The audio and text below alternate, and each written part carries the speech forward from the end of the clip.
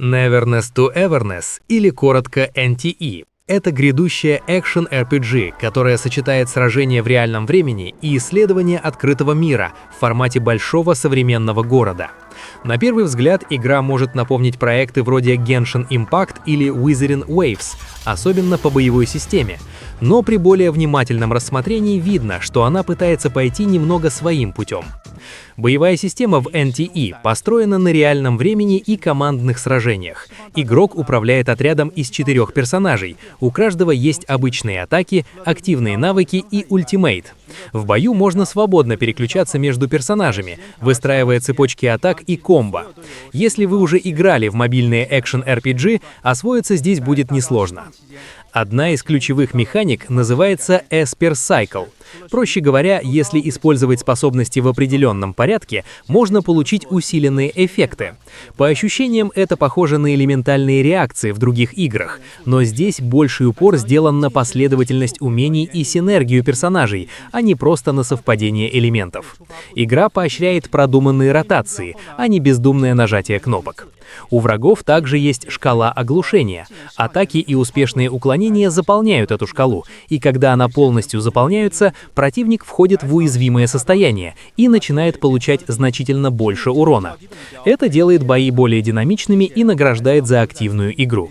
В последнем контейнмент-тесте разработчики добавили систему парирования и уникальные контратаки после уворотов для разных персонажей. Эти изменения появились по итогам отзывов игроков и заметно сделали боевку более ручной и требующей навыка. Вне боев большая часть игры связана с исследованием города Хетеро. Это крупный открытый городской мир, по которому можно свободно перемещаться.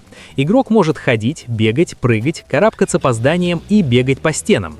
Некоторые персонажи, благодаря своим эспер-способностям, получают дополнительные возможности передвижения, например, антигравитацию, которая упрощает вертикальное исследование.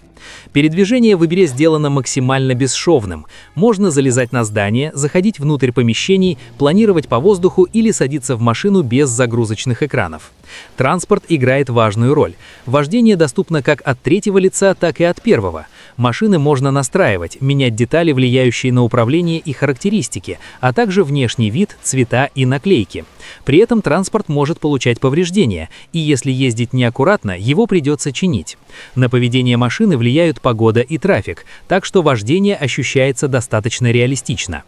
Если не хочется постоянно ездить на машине, в городе есть развитая система общественного транспорта.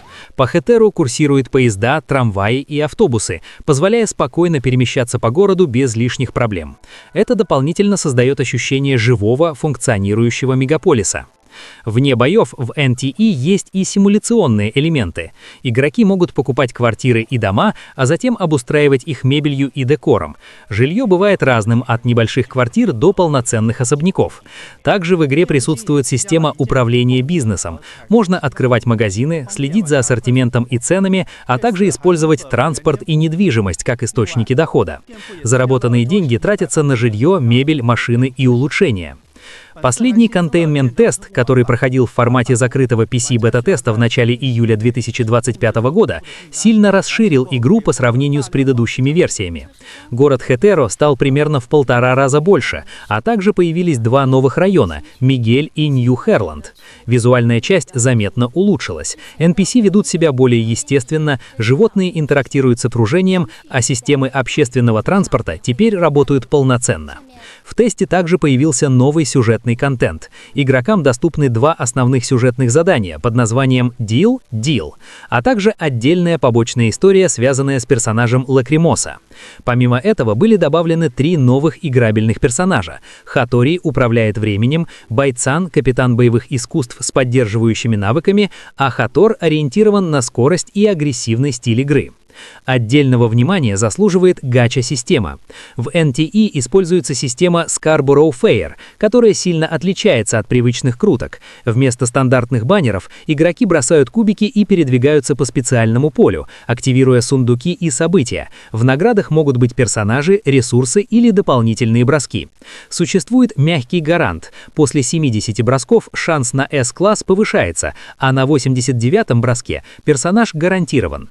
Самое важное важное, разработчики официально подтвердили, что в игре нет системы 50 на 50 для лимитированных S-персонажей. Это означает, что если игрок получает S-класс персонажа на ограниченном баннере, это всегда будет именно персонаж с этого баннера, без шанса выпадения стандартного героя.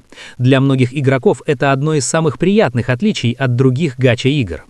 Сюжетно Neverness to Everness разворачивается в городе Хетеро, где обычная городская жизнь сосуществует со сверхъестественными аномалиями. Игрок выступает в роли оценщика, специалиста, который расследует эти аномалии и с помощью эспер-способностей занимается их нейтрализацией. Через совместные расследования постепенно раскрывается, как аномалии влияют на разные районы города и его жителей. Сюжет развивается постепенно и показывает взаимосвязь событий, а не фокусируется на одной единственной тайне. В целом, Neverness to Everness выглядит как сочетание экшен-RPG боев, детализированного городского открытого мира, элементов симулятора жизни и более дружелюбной гача-системы. Несмотря на сходство с другими играми жанра, упор на транспорт, городской масштаб, бизнес-механику и изменения в гаче могут помочь игре выделиться, при условии, что все эти системы будут хорошо реализованы на релизе. Если подводить итог, Neverness to Everness пока производит впечатление проекта, который старается не просто копировать существующие формулы, а собрать из них что-то более приземленное и ориентированное на городскую жизнь.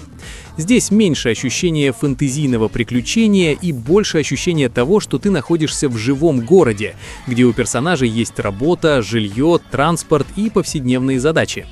При этом важно понимать, что игра все еще находится в разработке.